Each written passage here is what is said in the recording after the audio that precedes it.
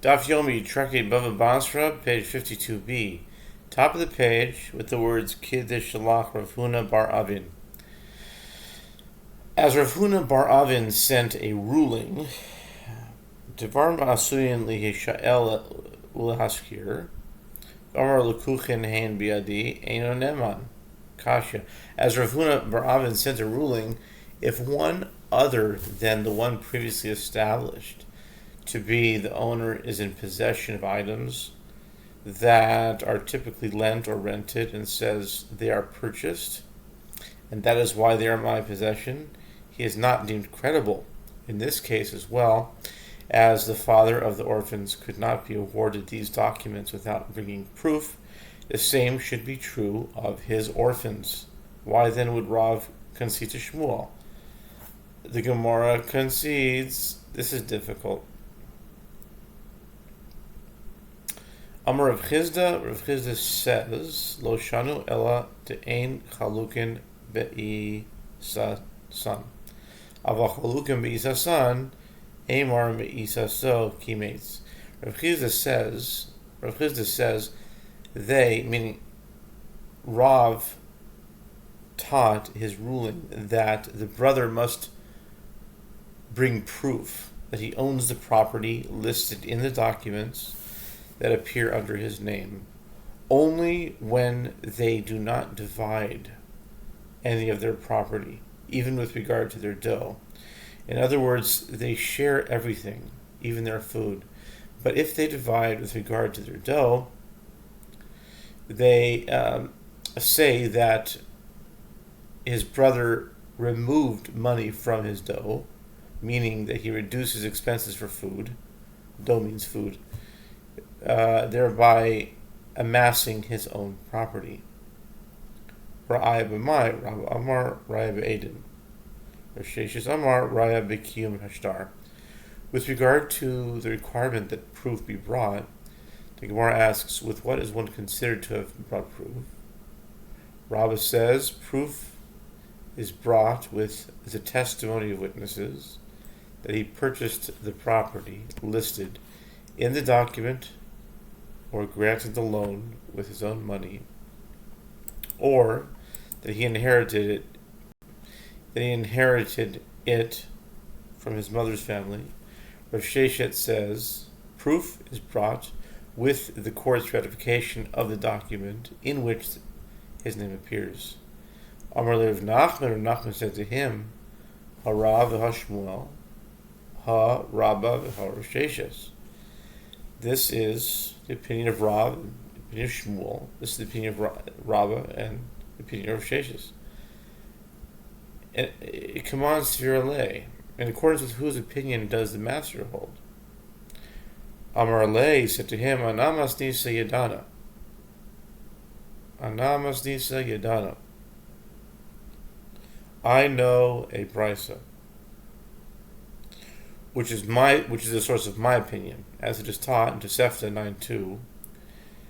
Echad min ha'achin shechaya nosein v'nosei b'soch habayis, hayu onos, ushtaros, yotzin al shemo, v'amar shalihein, shenafluli, mibayis avi, ima, alav lehavi raya.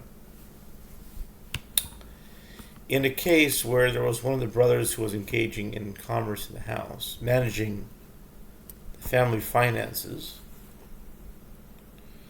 and there were bills of sale and other documents circulating with his name, appearing as the owner of the property or as a lender, and that brother said, the money and the property are mine, as they fell to me as an inheritance from the house of the father of my mother, who is not the mother of the other brothers. It is upon him to bring proof of ownership. V'chein ha'isha shehi noses v'nosenes v'soch habayis. And the brisa continues, and similarly in the case of a woman, in other words, a widow,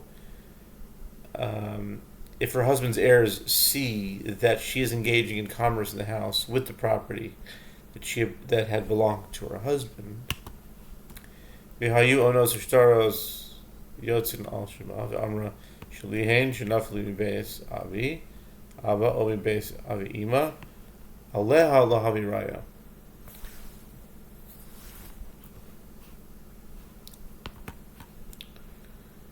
She said, okay, if they see that she was engaged in commerce and property, and there were bills of sale and other documents circulating within her name, with her name appearing on them as the owner, and she said the money and property are mine alone, and they fell to me as inheritance from the house of my father, or from the house of the father of my mother, and did not belong to my husband, it is upon her to bring proof.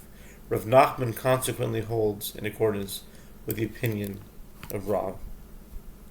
My v'chein, having quoted the Brisa, the Gemara seeks to clarify and ask, what is the purpose of the clause in the Brisa that begins, and similarly, my v'chein, ma'u de tema? So the Gemara answers, where the halacha, okay, ma'u de tema, lest you say, isha kivan de shvichale milsa, lest you say that the woman, since the matter is laudable for her, in that people say she is toiling on behalf of orphans, oh, de shvichale milsa, oh, it looks commendable, it looks like she's doing a good thing, she's toiling on behalf of orphans, she would not steal from the orphans, she's being watched, and is therefore deemed credible, as she says that the property and the documents that bear her name is her own. The Braita teaches us that this assumption cannot be relied upon, and she must bring proof of ownership. The Amri Katarcha Kamik Yasme, the Lo Gazal Yasme Kamash Milan. Bamed Devar Mamurim. The Mishnah teaches in what case is the statement that one establishes the presumption of ownership after profiting from the property of certain duration said. B'machzik avol b'nosim matana b'achid shechalku atu kol hani damrinan lav b'nei chazakaninu. It is said in the case of one who has possession of the property, which does in some cases serve as proof of ownership, but in the case of one who gives a gift, or brothers who divided their inheritance, or one who takes possession of the property of a convert who died without heirs, and his property is not ownerless, as soon as one locked the door of the property, or fenced it, or breached its fence even a bit, this is considered taking possession of the property and affects the acquisition. The Gemara asks, is that to say that all of these whom we previously said possess the field for 3 years are not subject to the halachot of taking possession of property in this manner? Chasur mechsera. The Gemara responds that the mission is incomplete, and this is what it's teaching. This is what it's teaching. When are these words said? Bameh devarim amurim. That's a good gematria to have. Let's see here. 600. Bameh devarim amurim. Chazaka sheyesh ima taina kegon mocher omer lo mecharti v'lokeach omer lekachti.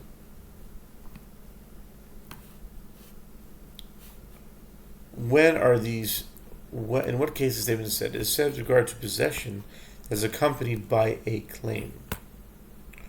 When the possessor has a claim to counter that of the claimant, such as what the seller, in other words, the claimant says, "I did not sell," and the buyer, the possessor, says, "I purchased."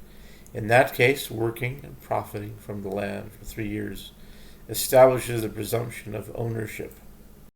Aval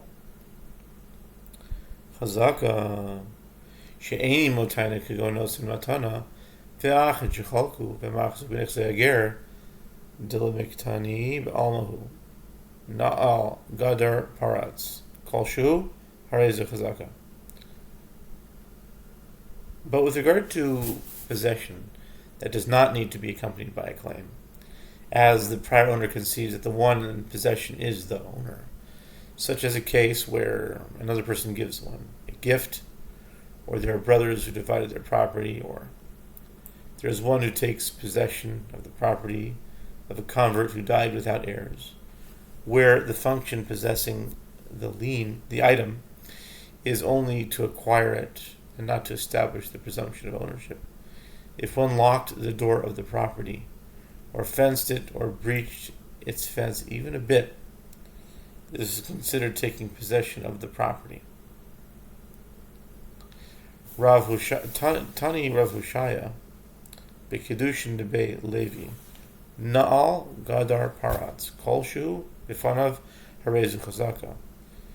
I think it's a term for using the field, like Na'al if he locked it, or if he fenced it, or if he breached did something to it that establishes his ownership.